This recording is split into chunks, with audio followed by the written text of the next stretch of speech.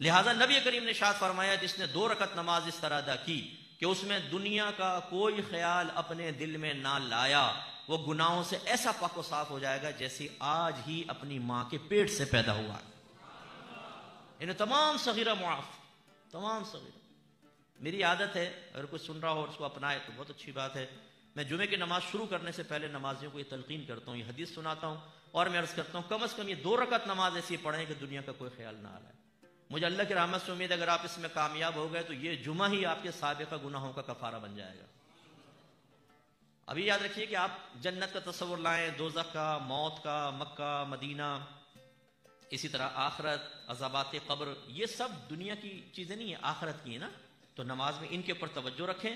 دنیا کا خیال آنا برا نہیں ہے، اس میں مشغول ہو جانا برا ہے، یا جان بوجھ کر لانا برا ہے، ٹھیک ہے؟ اس لیے سرکار نے فرمایا لانا، آنے کو منع نہیں کیا، آئے گا، خیال آئے جھٹک دیں، خیال آئے جھٹک دیں۔ کوئی بات چل رہی تھی، ہم نے کہا آپ طلاق دے دیجئے گا، تو انہوں شوہر نے کہا طلاق طلاق طلاق، کیا حکم شرع ہوگا؟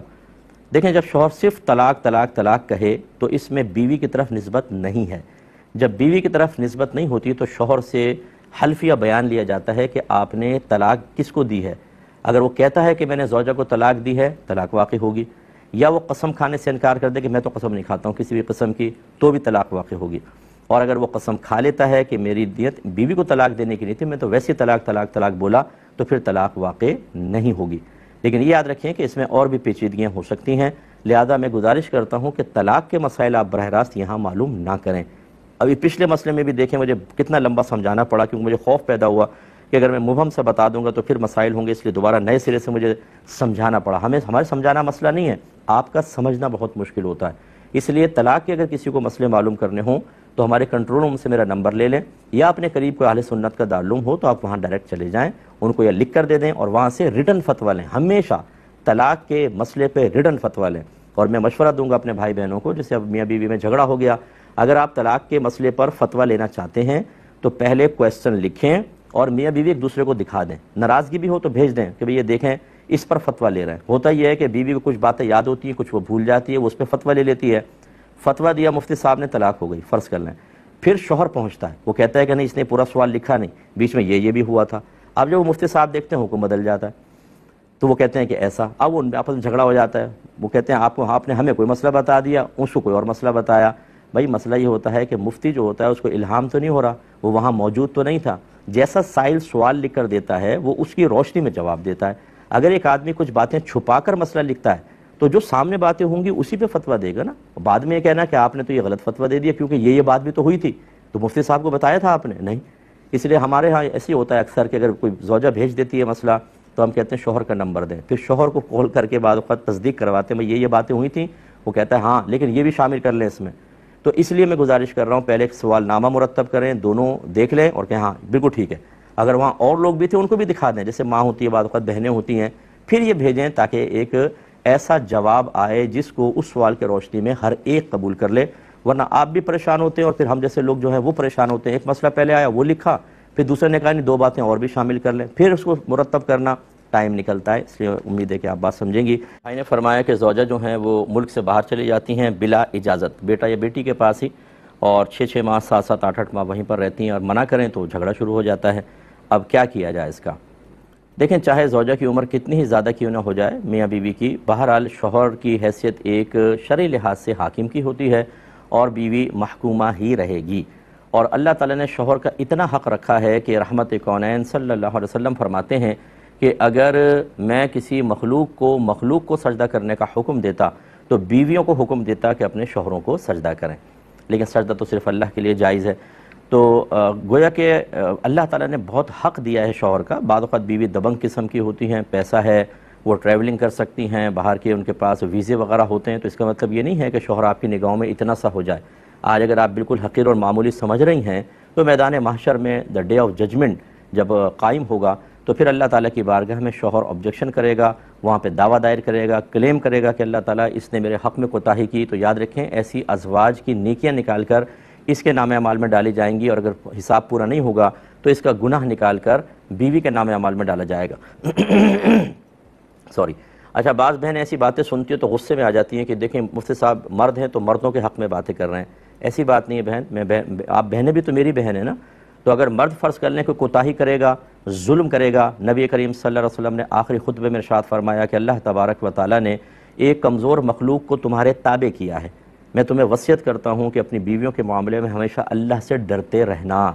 لہٰذا اگر شوہر زیادتی کا مرتکب ہوگا تو وہی معاملہ ہوگا کہ میدان محشر میں شوہر اور بیوی کو کھڑا کیا جائے گا، اور واقعی اگر شوہر کا ظلم ثابت ہو جائے تو بیوی کو اس کی نیکیاں دی جائیں گی، اور حساب کتاب برابر نہیں ہوگا تو بیوی کی برائیاں اس کے نام اعمال میں ڈالی جائیں گی. لیکن بہرحال یہ طریقہ کار بالکل غلط ہے. شوہر کی اجازت کے بغیر پہلی بات تو یہ کہ بیوی جا نہیں سکتی. دوسرا پھر اگر اکیلے وہ سفر کرتی ہیں تو خواتین کو اکیلے سفر کرنا منع ہے، چاہے کتنا ہی پرامن اور محفوظ سفر ہو. نبی کریم صلی اللہ علیہ وسلم نے منع فرمایا، وہ نہیں جا سکتی، اکیلی سفر کریں گی. اور جو ریزن آپ بتا رہے ہیں وہ کوئی ایسا ایمرجنسی کا معاملہ نہیں ہے، کوئی بہت ہی زیادہ ضرورت متحقق نہیں ہو رہی، خالی ملنے جانے کے لیے اکیلی سفر کرنا یہ گناہ ہے. یاد رکھیں، اگر وہ بہن میری یہ بات بیان کو سن رہی ہوں تو ناراض بالکل نہ ہو. ہمیں آپ سے کوئی بغض کینہ نہیں ہے، نہ کوئی دشمنی ہے، نہ آپ کے شوہر کو میں جانتا ہوں. لیکن بہن اگر آج مجھ پہ غصہ کر بھی لیں گی، کل بروز قیامت آپ کا یہ غصہ میرے خلاف نہیں، نبی کے احکام کے خلاف شمار ہوگا اور آپ کو اس کا حساب دینا ہوگا. اس لیے ناراض نہ ہو، یہ عمل بالکل جائز نہیں ہے. ان کو توبہ کرنی ہوگی اور شوہر سے معافی بھی مانگے. یہاں تو دیکھیں صورتحال یہ ہے کہ نبی کریم صلی اللہ علیہ وسلم فرماتے ہیں کہ اگر شوہر بیوی کو اپنے بستر پر بلائے، اپنے پاس بلائے، یعنی جسمانی تعلق قائم کرنے کا ارادہ ہو، اور بیوی انکار کر دے، یعنی بلا عذر، کوئی عذر بھی نہیں ہے، تو سرکار فرماتے ہیں کہ ساری رات فرشتے اس عورت پر لعنت کرتے رہتے ہیں. اور ایک روایت میں ہے کہ اس وقت تک لعنت کریں گے جب تک کہ وہ واپس نہیں آ جاتی. یعنی اس کا مطلب ہے کہ اگر اس نے 10-12 روز اوائڈ کرتی رہی شوہر کو تو یہ معاملہ. ہاں اگر کوئی صحیح شرعی عذر ہے وہ ایک الگ بات ہے، وہ شوہر کے سامنے بیان کرے بھئی یہ صحیح شرعی عذر ہے. لیکن اگر صحیح شرعی عذر نہیں تو ایک نائٹ بھی شوہر کے بلانے پر نہ آنا یہ فرشتوں کی لعنت کا مستحق کروا دیتا ہے. تو جو 6 مہینے 8 مہینے باہر رہیں تو دیکھیے آپ اپنی آخرت کا نقصان کر رہی ہیں. اس ضد کے اندر کوئی فائدہ نہیں ہے. دوسروں نے کویسچن کرنا چاہا، کٹ گیا شاید، مجھے اس طرح سمجھ میں آیا ہے جو کہ وہ کہتے ہیں کہ اگر میں دوسری شادی کرنا چاہتا ہوں تو قانون میرے سامنے ایک آ گیا ہے کہ بیوی کی اجازت کے بغیر دوسری شادی نہیں کر سکتے ہیں، اب میں کیا کروں؟ تو اگر ایک قانون ایسا بنا ہوا ہے تو میں نہیں کہوں گا کہ قانون کو اپنے ہاتھ میں لیں، اگرچہ شرعی لحاظ سے اللہ تبارک و تعالیٰ اور اس کے رسول نے اس کی کوئی قید نہیں لگائی ہے. فَانْكِحُوا مَا طَابَ لَكُم مِّنَ النِّسَاءِ مَثْنَىٰ وَثُلَاثَ وَرُبَاعَ. اللہ تعالیٰ فرماتا ہے کہ جو عورتیں تمہیں پسند ہو تم ان سے نکاح کر سکتے ہو 2-2 سے، 3-3 سے، 4-4 سے. اور یہاں پر اللہ تعالیٰ نے دوسری شادی کے لیے شوہر کی اجازت، بیوی کی اجازت کو لازم قرار نہیں دیا ہے. لیکن یہ ضرور ہے کہ شوہر حضرات بھی سن لیں کہ آگے اللہ نے فرمایا کہ فَإِنْ خِفْتُمْ أَلَّا تَعْدِلُوا فَوَاحِدَةً. پھر اگر تمہیں خوف ہو کہ تم عدل و انصاف نہیں کر سکو گے ان دونوں کے درمیان تو پھر ایک سے نکاح کرو. تو میرا مشورہ آپ کو یہ ہے کہ دوسری بیوی کے خواب دیکھنے کے بجائے کہ اگر وہ بھی کوئی اس قسم کی مل گئیں آپ کو تو پہلے ہی ایک خاتون تھیں جو آپ کے لیے آزمائش تھیں، پھر دوسری بھی ہو گئیں، تو پھر آپ کے سر پہ بال نہ رہیں تو پھر شکوہ نہیں ہونا چاہیے. اور عدل و انصاف تو بہت ہی مشکل ہے کیونکہ شوہر حضرات عدل و انصاف کر نہیں پاتے، احکام بھی نہیں پتہ ہوتے. ایسی بات دیندار دوسرا نکاح کر لیتے ہیں، سمجھتے ہیں کہ ہم تو دیندار ہیں، اور بیوی میں انصاف ہی نہیں ہو رہا ہوتا، وہ عدل ہی نہیں کر رہے ہوتے، لیکن وہ گھر میں چھپی ہوتی ہے بات، وہ ظاہر نہیں ہوتی. لیکن ہم جیسے لوگ جو ہیں انہیں بہت سارے لوگ اندر کی باتیں بتا دیتے ہیں کیونکہ ان کو شرعی مسئلہ معلوم کرنا ہوتا ہے، شوہر کو پتہ بھی نہیں ہوتا اور شرعی مسائل لوگ معلوم کر رہے ہوتے ہیں. تو یہ دیندار طبقے کے اندر بھی یہ خرابی ہم نے دیکھی ہے کہ دوسری شادی کا نعرہ لگائیں گے، اس کے بعد بیویوں کے مابین کن کن امور میں عدل کرنا ہے اور کہاں کمی بیشی شرعاً جائز ہے یہ احتساب بھول جاتے ہیں اور خرابیاں پیدا ہو رہی ہوتی ہیں. اس لیے ہمارا مشورہ یہ ہوگا کہ آپ صبر کریں، انڈرسٹینڈنگ پیدا کریں. آخر میں یہی جملہ کہوں گا، کیوں ایسا ہوتا ہے کہ آپ کی زوجہ آپ کی اجازت کے بغیر چھوڑ کے چلی جاتی ہیں؟ کیوں ان کے دل میں آپ کی محبت اتنی نہیں ہے کہ وہ رک جائیں؟ ان اسباب پر بھی غور کریں کہ خدا نخواستہ ایسا تو نہیں کہ خود آپ ہی کی کوئی ایسی غلطی ہو جس کی بنا پر اب زوجہ آپ کی اطاعت نہیں کر رہی ہیں اور سرکشی کا راستہ اختیار کیا. اگرچہ ابھی یہ کوئی ویلڈ ریزن نہیں ہے، جائز نہیں ہے، لیکن بہرحال چونکہ آپ اس کے سبب بنے تو اس سبب کو دور کریں نا، اور ایک گھر میں پیار محبت کا اچھا ماحول بنائیں. یہی آپ کے سب کے حق میں بہتر ہے. ایک یہ کہتے ہیں کہ بستر پہ بعض اوقات کوئی ناپاکی وغیرہ لگ جاتی ہے اور خشک ہو جاتی ہے بالکل، تو کیا ہم اس پر بیٹھ کر قرآن عظیم پڑھ سکتے ہیں؟ دیکھیں ادب کے خلاف ہے، اگرچہ نہ گناہ ہے نہ ناجائز ہے، اور بلکہ خاص طور پہ اگر گدے پہ جیسے بچے وغیرہ پیشاب کر دیتے ہیں اس پہ آپ نے ایک چادر بچھا دی ہے اور وہ اتنی موٹی چادر ہے کہ اس سے نیچے کا کچھ بھی نظر نہیں آ رہا، تو اتنی جب ایک تہ اوپر آ جاتی ہے تو اس کے اوپر تو بیٹھ کے آپ بلا کراہت نماز پڑھ سکتے ہیں.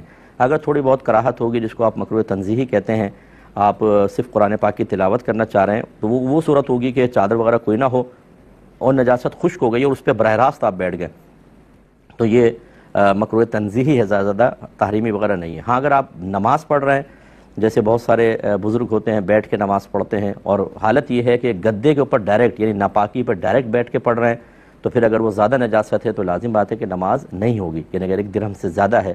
درہم کی مقدار آپ کو بتائی تھی، جو لیکوڈ ہوتی ہیں جیسے پیشاب وغیرہ، وہ ہتھیلی کی گہرائی کے برابر اگر ہوں تو 1 درہم ہے۔ جیسے آپ اس پہ پانی ڈالیں، جب ٹپکنے لگائے تو رک جائیں، یہ 1 درہم کہلاتا ہے۔ اگر گدے پہ نجاست 1 درہم سے زائد ہے اور اس پر بیٹھ کے نماز پڑھی تو ہوگی نہیں۔ اگر 1 درہم کے برابر ہے تو نماز ہو جائے گی، لیکن واجب العیادہ ہے، دوبارہ پڑھنی ہوگی، اور 1 درہم سے کم ہے تو نماز ہو جائے گی، لوٹانا سنت ہے، نہیں بھی لوٹایا تو کوئی مسئلہ نہیں ہے۔ لیکن اگر یہ حضرات بھی اس گدے پہ چادر بچھا دیتے ہیں اور پھر چادر پر بیٹھ کے نماز پڑھتے ہیں تو نماز ہو جائے گی۔